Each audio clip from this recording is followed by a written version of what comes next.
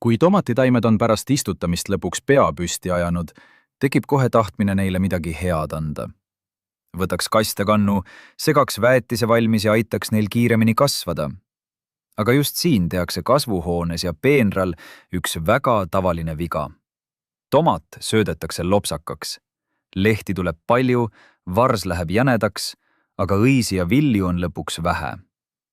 Täna räägime lihtsalt ja praktiliselt, millal teha tomatitaimede esimene väetamine pärast istutamist, mida neile sel ajal anda ja mida kindlasti mitte teha, kui tahad saada tomateid, mitte ainult rohelist džunglit. Alustame ajastusest.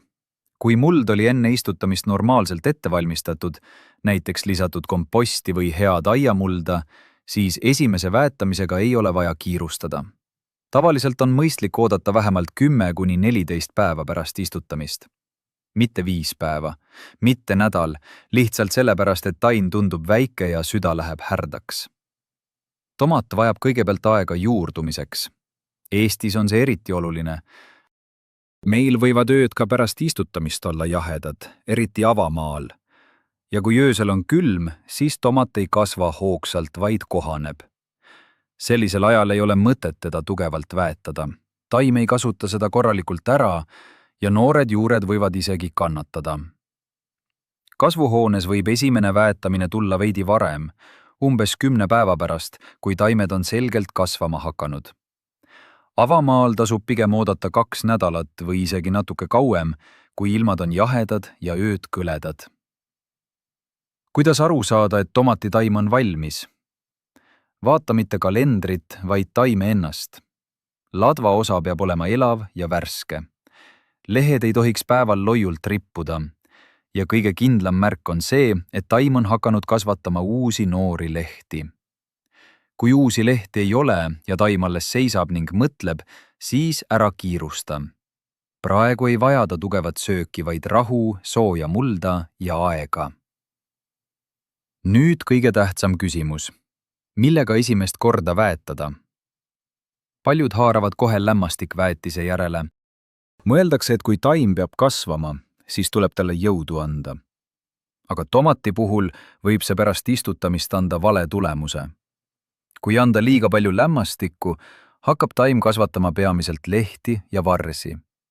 Ta näeb ilus välja, suur ja roheline, aga õitsemine jääb hilisemaks. Ja meie kliimas ei ole see sugugi väike asi. Suvi ei ole lõputu. Kui tomat venitab õitsemisega liiga kaua, siis hakkame vilju ootama alles siis, kui augusti niisked ööd ja haigused juba ligi hiilivad. Pea meeles lihtne reegel. Kui tomatitaim on roheline, tugev ja terve, siis puhast lämmastikku ta pärast istutamist suurtes kogustes ei vaja. Meie eesmärk ei ole kasvatada ainult võimsat põõsast.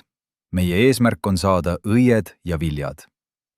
Mina eelistaksin esimesel korral midagi pehmet ja tasakaalukat. Üks lihtne variant on puutuhalötis. Võta umbes klaasitäis puhast puutuhka 10 liitri vee kohta.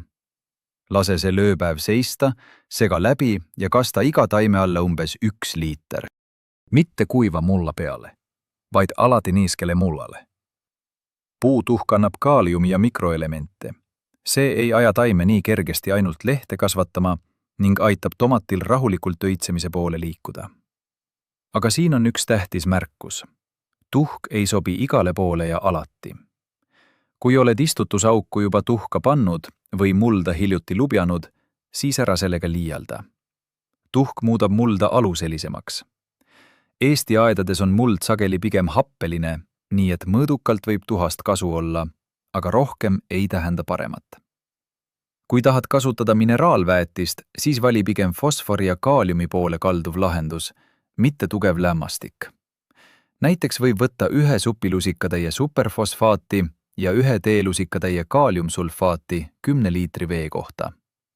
Superfosfaat laustub aeglaselt, seega sega see enne väheses soojas vees lahti ja alles siis lisa kastekannu. Iga taime alla läheb samuti umbes 1 liiter. See on lihtne ja arusaadav segu. Fosfor toetab juuri ja õitsemist. Kaalium aitab taimel tugevam olla ja valmistuda viljumiseks.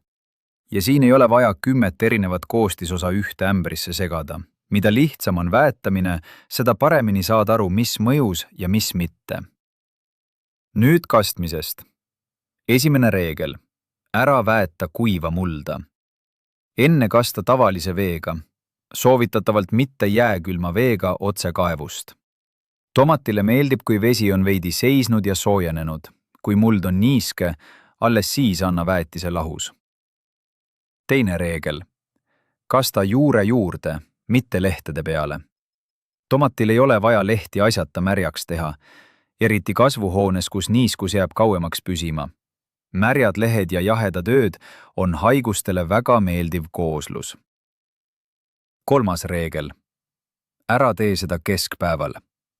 Väeta hommikul või õhtupoolikul, kui päike ei kõrveta ja taim ei ole stressis. Neljas reegel. Ära vala üle. Umbes 1 liiter taime kohta on piisav. Väetis ei tööta paremini sellepärast, et paned seda 2 korda rohkem. Tihti on vastupidi. Liigne hool võib tomatile rohkem kahju teha kui kasu. Mida kindlasti mitte teha? Ära anna karbamiidi ega muud tugevat lämmastikväetist, kui taim on normaalne ja roheline. Sellega kasvatad peamiselt lehemassi. Ära pane värsket sõnnikut. Tomatile ei ole värske sõnnik hea mõte, eriti juurte lähedale. Hästi kõdunenud kompost või kõdusõnnik on teine asi, aga värske sõnnik jäta kõrvale. Ära sega kõike korraga kokku. Tuhk, lämmastik, kanakaka, nõgeseloitis ja veel midagi igaks juhuks juurde. Nii võib saada segu, mis ei tööta hästi või teeb taimele liiga. Ja ära tee teist väetamist kohe esimesel otsa. Väetasid ära, nüüd vaata taime. Kuidas ta reageerib? Kas tuleb uut kasvu? Kas õiepungad arenevad? Järgmine väetamine võiks tulla alles paari nädala pärast ja juba taime seisu järgi. Kui istutusauku sai juba komposti, natuke tuhka või fosforit sisaldavat väetist, siis on taimel alguseks midagi võtta. Sellisel juhul võib esimene väetamine olla väga leede või mõnel juhul võib selle isegi vahele jätta. Tavalises koduaias ei tööta kõige paremini jäik graafik. Kõige paremini töötab vaatamine ja mõistlik tegutsemine. Tomat näitab üsna hästi, mida ta vajab. Niisiis lühidalt, oota pärast istutamist umbes 10–14 päeva.